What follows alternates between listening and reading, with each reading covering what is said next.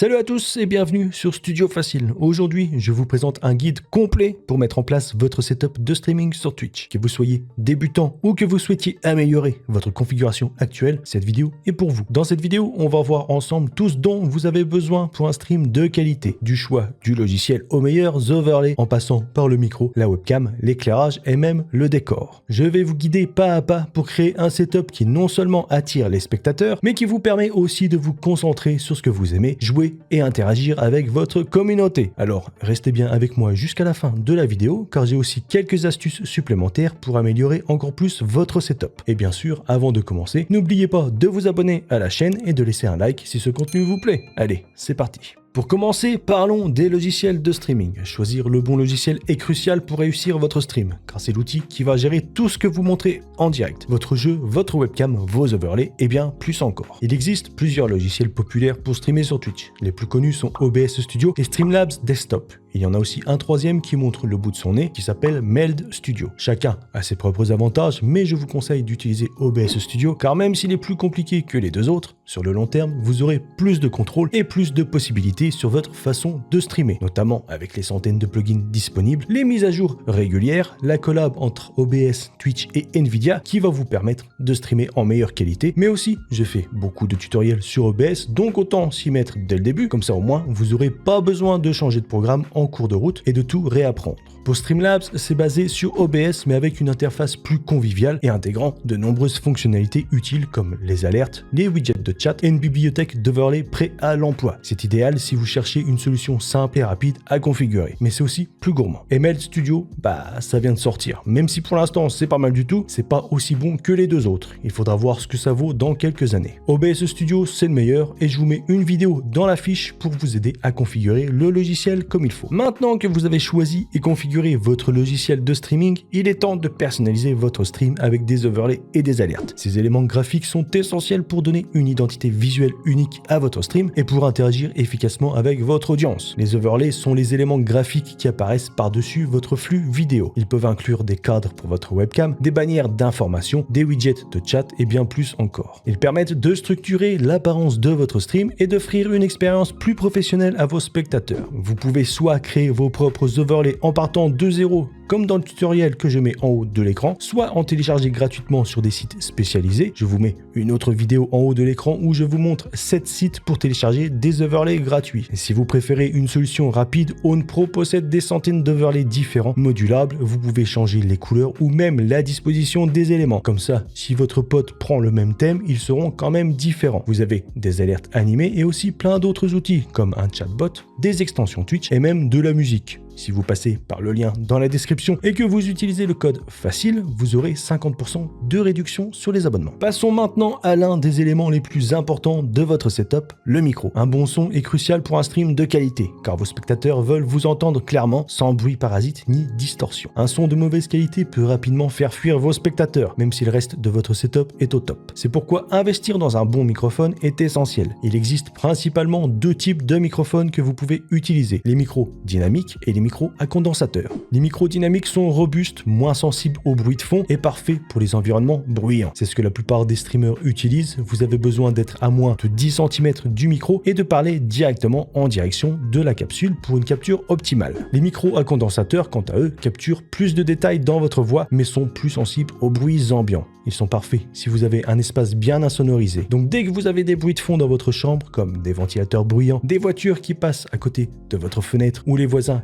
qui font la fête, il faut éviter ce genre de micro. Pour tous les produits que je présente dans cette vidéo, je vous mettrai un lien dans la description. Le premier micro que je conseille, c'est celui que j'utilise en ce moment, le Fifine AM8, qui coûte aux alentours de 60 €. Vous pouvez le brancher en USB ou bien en XLR si vous avez une interface audio. Il y a des lumières RGB pour ceux qui veulent donner du style à leur setup et en plus pour le prix, si vous le configurez comme il faut, il sonne vraiment bien. Vous n'avez pas besoin de vous ruiner. Si vous avez un budget un peu plus élevé, vous pouvez aller voir du côté de Elgato. Ils ont plusieurs modèles, des micros dynamiques, des micros à condensateur, en noir, en blanc. C'est clairement de meilleure qualité. Et ce qui est bien avec Elgato, c'est qu'ils ont tout un tas de matériel pour les streamers, tout un écosystème pour améliorer votre setup. Des programmes, des plugins, des lumières que vous pouvez gérer à distance avec le Stream Deck. Pour accompagner votre micro, il vous faut un bras. Ça permet de positionner le micro à la bonne hauteur et de libérer de l'espace sur votre bureau. Vous avez déjà votre clavier, votre souris, votre café, votre chat, vos mouchoirs. Si en plus vous avez votre micro sur le bureau, vous n'avez plus de place. Il y a deux types de bras. Les low profile qui sont des bras qui sont bas, comme celui que j'utilise, c'est un Elgato, et il y a les bras standards qui prennent un peu plus de hauteur. Personnellement, je préfère les low profile, ils sont plus sobres, plus discret et en plus vous pouvez cacher le câble dedans. Après vous faites ce que vous voulez, ça dépend de vos préférences. Je vous en mets 4 dans la description, 2 low profile, un de Fifine et l'autre de Elgato, et je vous mets aussi 2 standards, le classique de Rode, le PSA1 et l'autre il est de la marque Tonor. Comme je l'ai dit, le son c'est l'élément le plus important de votre stream. Un son de mauvaise qualité peut rapidement faire fuir vos spectateurs, et un micro USB, même si ça fait le job au début, à un moment il faudra passer sur un micro XLR, et pour le connecter à votre ordinateur il vous faudra une interface audio, le Wave XLR de Elgato qui est simple d'utilisation avec un seul gros bouton. En plus, il vient avec le logiciel Wavelink pour contrôler tout l'audio de votre ordinateur. Maintenant, ils ont même un nouveau modèle, c'est le Dock XLR qui se branche au dos du Stream Deck Plus. C'est genre la solution ultime. C'est une interface audio couplée à un Stream Deck, mais c'est un peu cher. Moi, si j'avais de l'argent, c'est ce que je prendrais. Mais si vous êtes pauvre comme moi, la Scarlett 2i2 ou la Scarlett Solo de Focusrite sont de très bonnes interfaces. Je possède les deux depuis des années et je n'ai jamais eu aucun problème. Et en plus, on peut brancher des instruments de musique ou même des speakers. Si vous êtes un peu plus pauvre que moi, vous avez l'interface SC3 de Fifine. Elle est aux alentours de 50 €. Vous pouvez contrôler le volume de votre micro, changer de voix et même utiliser un sampler. En résumé, une interface audio vous permet d'améliorer drastiquement la qualité sonore de votre stream, de réduire le bruit de fond pour un son plus propre et plus professionnel, et de contrôler le gain et d'autres paramètres pour un son parfaitement ajusté à votre voix. C'est un investissement qui peut vraiment faire la différence, surtout si vous prenez votre streaming au sérieux. Après avoir parlé de l'interface audio, passons à un autre élément essentiel pour un stream de qualité, le casque audio. Un bon casque est indispensable non seulement pour vous immerger dans votre jeu, mais aussi pour monitorer votre son en temps réel et assurer une interaction fluide avec vos spectateurs. Un casque de qualité est bien plus qu'un simple accessoire. Il vous permet de capter chaque détail sonore, de communiquer clairement avec vos coéquipiers et d'éviter les échos ou retours audio indésirables dans votre stream. En somme, il vous aide à rester entièrement connecté à votre expérience de jeu tout en offrant une meilleure expérience sonore à vos spectateurs. Voici les critères principaux à prendre en compte. Le confort. Vous allez porter ce casque pendant des heures, il doit donc être léger et confortable. La qualité sonore. Un bon casque doit offrir un son clair et bien équilibré, avec des basses profondes et des aigus nets. Et enfin, l'isolation. Que vous streamiez dans un environnement bruyant ou non, une bonne isolation vous aide à rester concentré. Je vous mets donc dans la description 4 casques audio différents pour tous les budgets, dont celui-ci, le DT990 Pro de Beyer Dynamic, qui est tout simplement excellent sur tous les points. Après avoir parlé du son, passons à un autre élément important, mais pas obligatoire, ça dépend vraiment de vous et de votre setup, la webcam. Une bonne qualité d'image est essentielle pour établir une connexion plus personnelle avec vos spectateurs. Ils veulent voir vos réactions, vos expressions, et ça peut vraiment faire la différence en termes d'engagement. Une webcam de mauvaise qualité peut donner une impression amateur à votre stream, même si le reste de votre setup est impeccable. A l'inverse, une image claire et bien éclairée peut vraiment améliorer l'expérience de vos spectateurs. Il existe de nombreuses webcams sur le marché, vraiment, et il y en a beaucoup, mais voici quelques modèles qui se distinguent par leur qualité. Encore une fois, je vous mets tous les liens dans la description. Pour débuter sans se ruiner, vous avez la Logitech C920 et la Razer Kiyo. Bon rapport qualité-prix, pour un peu plus cher, je vous conseille la Facecam ou la Facecam MK2 de Elgato. Clairement de meilleure qualité et 1080p 60 fps. Parfait pour les streamers. Si vous voulez savoir comment configurer comme il faut votre webcam sur OBS, vous pouvez aller voir la vidéo en haut de l'écran. Même avec la meilleure webcam, un mauvais éclairage peut ruiner la qualité de votre stream. Alors voyons comment bien éclairer votre setup. Un bon éclairage permet non seulement de rendre votre image plus claire et plus nette, mais il met également en valeur vos expressions et crée une ambiance qui peut captiver votre audience. Un mauvais éclairage, en revanche, peut rendre votre visage sombre, créer des ombres indésirables ou encore vous faire paraître délavé. Ou bien vous prenez un anneau lumineux que vous mettez en face de vous et souvent vous pourrez visser votre webcam directement dessus. C'est parfait pour éclairer uniformément votre visage, ou bien vous mettez 2 petits panneaux rectangulaires, un à gauche et l'autre à droite. Moi c'est ce que j'ai, ça fonctionne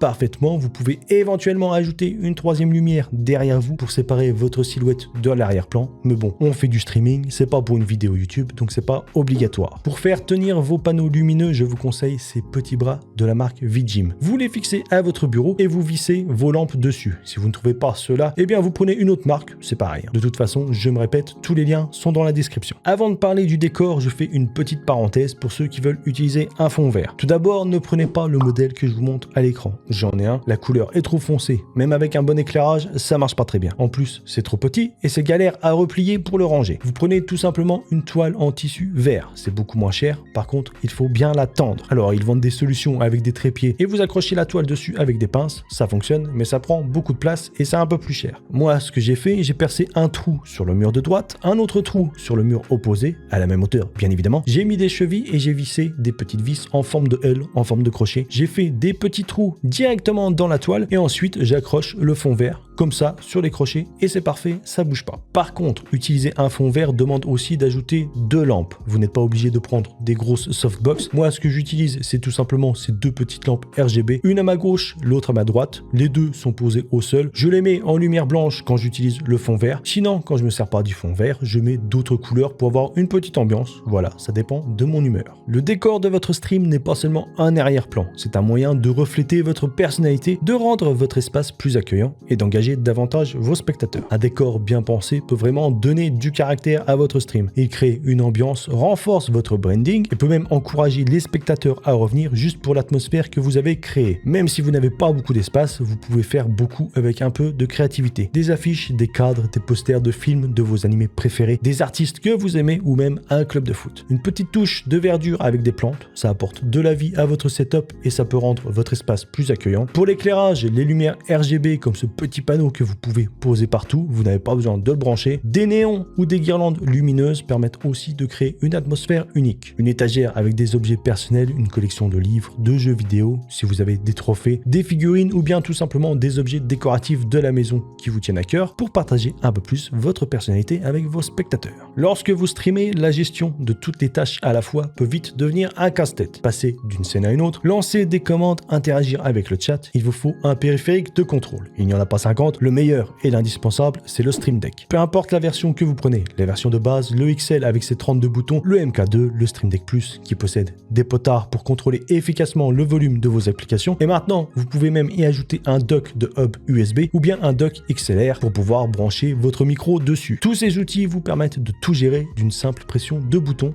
rendant votre stream plus fluide et professionnel. Je me répète, mais pour moi, le Stream Deck de Elgato est indispensable et c'est pas pour rien que c'est le périphérique de contrôle le plus populaire parmi les streamers. Et même si vous n'avez pas trop d'argent, ils ont une application mobile pour votre téléphone ou votre tablette qui fonctionne de la même manière avec les mêmes plugins. En simplifiant la gestion de votre stream, le Stream Deck vous permet de vous concentrer sur l'essentiel, créer du contenu de qualité et interagir avec votre communauté. Avoir un bon setup, c'est essentiel, mais pour réussir sur Twitch, il faut plus que ça. L'engagement avec votre communauté est ce qui fait toute la différence entre un stream réussi et un stream qui stagne. Dans cette section, je vais vous partager mes meilleures astuces pour améliorer l'engagement avec votre audience et faire en sorte que vos spectateurs reviennent à chaque stream. La première astuce, c'est tout simplement d'interagir en direct avec votre chat. Répondez aux messages, posez des questions et faites en sorte que vos spectateurs se sentent inclus. Plus vous engagez la conversation, plus vos spectateurs auront envie de participer. Utilisez des outils comme des bots de modération pour vous aider à gérer le chat et à garder un environnement sain. Ne vous prenez pas la tête avec les trollers et les gens toxiques, vous les bannissez et vous passez à autre chose. Les alertes personnalisées sont un excellent moyen de rendre votre stream plus dynamique et d'encourager l'interaction. Que ce soit pour un nouvel abonné, un don